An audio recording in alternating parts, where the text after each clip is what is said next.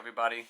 As you know, what we're trying to do over here is to create a network, different types of monologues, different types of discussion, things that come up to our minds, questions that people don't want to ask, things that linger, conversations that we want to have but we don't know whom to have it with. So of course we're going to get into questions. We're going to start doing different types of conversations regarding our Jewish identity, describing the davening that we have, describing learning, figures of the past, and even having conversations with other people. So hopefully this intrigues you and you tune in more and share your thoughts, and we grow together. Okay, so right now we're going to be talking about tzitzis. Okay, it's a good conversation. People don't know much about it. Usually, when we start talking about tzitzis, people start questioning, oh, is the blue important or not? And that's a good conversation to go to. There's a lot to talk about over there. And there's also the conversation, what does tzitzis do? Why are we commanded to do it? So we know that many of the mitzvahs that we have, we have explanation. Not just an explanation of why we do it. Let's say, why should you loan money to a poor person? The Torah says, remember, you were poor. You used to be a ger. You used to be someone who lived in someone else's land, and you needed the money, so go ahead and help someone else, help your brother out. When it comes to tzitzis, we want to understand the meaning, and we say it. You wear the tzitzis, you'll see them, and you'll remember. And really, like I've been wearing tzitzis all my life. There are times that has it kept me away from doing what I shouldn't be doing? Have I thought about it for a second and then went on and did whatever I wanted to anyhow? What's the significance of it? So first of all, whoever likes gematria and stuff, we say Orizim Oisoi Uzchatem es Kol Mitzvot Hashem. Kol Mitzvot Hashem. Kol is 50. Mitzvahs is 536, so together is 586. Plus Hashem is 26, is 612. So Kol Mitzvot Hashem with the mitzvah tzitzis is 613. So we say tzitzis has tzitzis is equals tzadik yud and suf is 600 plus the 5 knots and the 8 strings is 613. These are all beautiful things. And when we grew up, we used to get all these nice anecdotes to add meaning. But how much meaning did they actually add? Did we really learn so much more about it? Did we really internalize the message of tzitzis into our lives because of knowing these things? It's cute, it's nice, we teach it to our kids, we try to pass it on, we want everybody to know about it, but how much are we making tzitzis part of us that we feel that, yes, I can't go a day without it, I can't walk 4 amos without it. So let's understand the word tzitzis. Let's break it down. We say in Kiddush Levana, we say, it's a pasuk, Meitzitz min hacharakim. Hashem is Meitzitz min hacharakim. He peeks throughout the crack, from the cracks. He peeks through the cracks. And so the word Meitzitz is peeking. Okay, so the word tzitzis comes from the language of peeking. We peek. So we understand, we got to peek at our tzitzis to remember. But let's take it up a little bit, just another notch. Meitzitz min hacharakim, Hashem peeks at us. How does a person peek? How do we peek with our eyes? Is it by looking at something quickly and looking away? That's not considered a peek. If you would walk on the street and you would just turn your head to look for a second, the other person is going to notice you doing it right away. So it's not considered a peek. It's considered a look or a stare, even though it's for just a minute second. Peeking is when we see something without looking.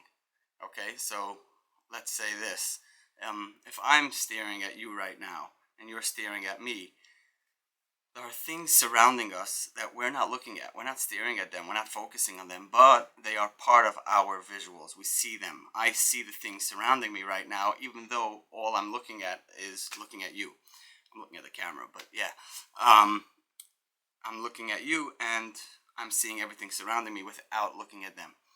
And that's on the side of the eye, around the eye, everything surrounding it, it still sees. Yeah, it still sees, even though my focal point is straight. So when we wear tzitzis, and it's part of our movement, wherever we go, the tzitzis keep on bouncing back and forth. We see them wherever we look. It's part of us. The time we wake up, the time we go to sleep, and all throughout it, even though we don't stare at it, even though we don't focus at it, what we do see is our eyes pick up the movement of the tzitzis as we walk. What does that help? Peeking, seeing the tzitzis surrounding us the entire day, how does that add meaning to our lives? Because throughout our days, everything that we look at, we have different things that we see while we're looking at them. While we're doing something, while we're driving, while we're walking, while we're talking, there is tzitzis surrounding us that is always going to be in the side of our eye. And just by having them, even though I'm not looking at them directly and not focusing and thinking about them at every moment, just by seeing them, they have an influence on us that we behave differently because of it. Okay? There's a famous story with the Belzerav. There was, I don't remember which one, but Belzeruv, somebody once came to him with his son and said, listen, this is my son, he wants to intermarry, with a goita. And the Belzeruv told the kid, listen, I understand, this is what you want, I'm not going to persuade you otherwise, but can I ask you if you would like to keep your faith a little bit, if there's one thing I could ask of you? And the kid said, you know what, I'll do one thing, give me one thing, I'll do it. So he told him, I want you to wear tzitzis. So he said, not a problem, it's under a shirt, nobody sees it, he'll tie it down, he'll knot it, he'll keep it out of sight so none of his non-Jewish family sees it. What ended up happening was he was at his wedding, and during the dancing it was getting a little sweaty, so people started removing their shirts and he wouldn't want to remove it, and until they forcibly removed it and they saw that he's wearing tzitzis, and they found out his identity, and he had to run and change his life. You could look at the story many ways. You could take the moral of the story in a few different directions. The rabbi knew what he was doing. He saw ahead in time. He knew this is going to happen. Or you could just look at it as the tzitzis saved him. And we could also look at it as he was protected by wearing it. And the protection we need is not just protection from being in a car accident or being, somebody stealing money from you. It's protection of energy. We are human beings who feel others. We connect to other people, and we have a force that surrounds us as we walk and talk and live. And the tzitzis is like a force field. It surrounds us. We see it throughout with our eyes. It's always in our thoughts because it's always part of us. We always see it even though we're not looking at it. And that energy, that mindset that we get ourselves into because of wearing it makes us a better person, makes us holier. We are surrounded with higher thoughts. We are surrounded with things in our mind that keep on being repeated.